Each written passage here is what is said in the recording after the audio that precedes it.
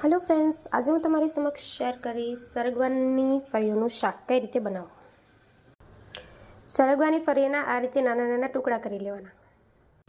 ત્યાર પછી તેમાં ઝીણું સમારેલું ટમેટું, ઝીણું સમારેલી ડુંગળી, ઝીણું સમારેલું મરચું અને જો ઓફિશિયલ હોય તમને ભાવતું હોય તો બટેકું તમે એની અંદર નાખી શકો છો। નાઉ ઇટ્સ રેડી। માથા માથા ખાઈ જાઓ ભૂસડી ભરવી જેમાં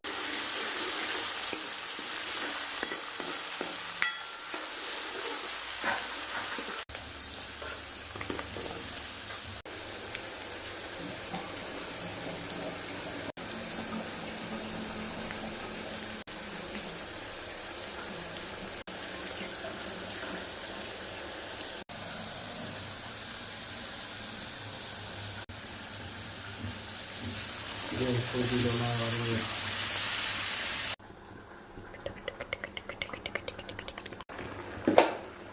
ચાર પાંચ કેટલી પૂરી કરી લીધી છે બધી